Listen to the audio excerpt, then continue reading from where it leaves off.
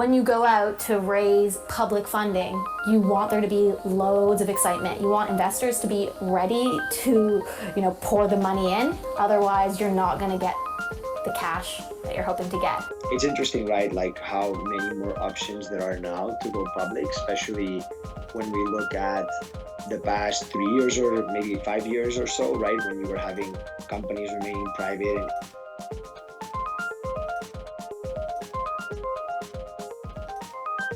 I'd like to chat with the folks on stage just about any news items that jumped out to you in the startup world or venture capital world, but startup world tends to be easier.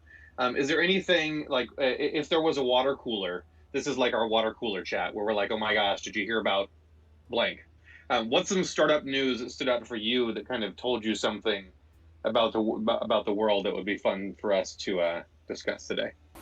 Maybe we can talk about TransferWise, which is now called Wise, which I think is kind of funny how they just, I believe, did a direct public offering today. Biggest one, but perhaps ever. I'm not entirely sure, but I find it interesting because obviously fintech is massively interesting, is a massively interesting space, and it just keeps getting bigger and more funding pouring into it, and it's really mind-boggling to me. No, that was very interesting. But these guys they have really executed and followed the process in a very excellent way. What do you guys think about doing a IPO, an initial public offering, versus a direct public offering? Andrew, I know we actually learned about that in our masters. Does anyone else actually know? I was just going to say, didn't we have a class where we talked about direct public offerings? So first of all, for the audience, does somebody on stage want to explain what a direct public offering is? Direct listing. So I guess. Oh, that's different. And someone else, please jump in and correct me, but the main difference is that they're doing it themselves. So when you go out to raise public funding, you want there to be loads of excitement. You want investors to be ready to, pour the money in. Otherwise, you're not going to get the cash that you're hoping to get. And that's kind of the intention.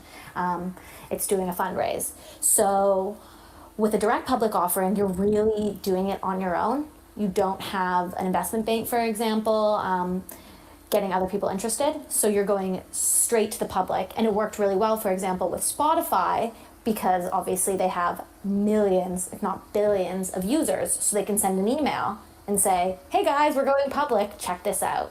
And I think TransferWise did a very similar thing. If anyone else wants to add on to that. Is the reason why they can do that with a direct listing is that a direct listing doesn't, you're not creating a bunch of new shares, right? You're not going to the public and saying, we need to get, a few $100 million in investment right off the bat. It's just immediately available on the public market, right? Am I right, Alex? Is that right? Yes, we are actually a global partner since 2016. Oh, wow. To Forge Global. So you have to be careful what you say. $9 billion in closed deals in nearly 400 companies. So we know a little bit about this. Forge is the private market leader in direct listings. Yeah, so basically it means that you're not going out and doing a road show.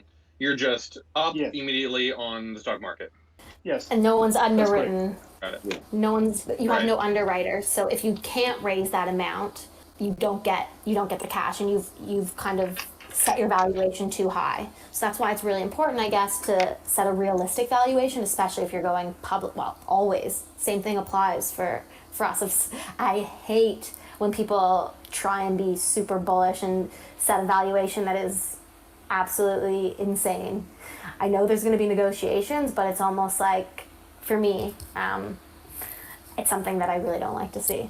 I think it's also important, right? If we, in the context of 2021, if you want to talk about, ways of going public, so to speak, then obviously SPACs are super relevant, right? And that's sort of maybe a third avenue compared to a direct listing and the IPOs, right? And, maybe just for context, for people in the audience, and then basically the SPACs, right? They go public. The SPAC does do an IPO typically, right, and then merges with a private company. It's basically like a blank check company, so to speak.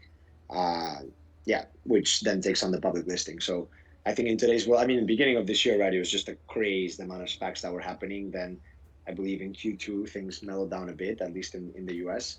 But that's another option. I just think it really brings it sort of it's interesting, right? Like how many more options there are now to go public, especially when we look at the past 3 years or maybe 5 years or so, right? When you were having companies remaining private and gaining, right? They were basically outgrowing in market cap the size of, or in valuation rather, the size of publicly listed companies, but they were remaining private, right? And some still remain, like companies like Stripe, which is just crazy big, or Nubank in Brazil as another example, although it apparently has plans to IPO this year, and they remain private. So it's interesting. Maybe what I'm trying to say is that there are many more ways of going public in today's world. Yet there are some companies that are still remaining private, even though they're massively valued.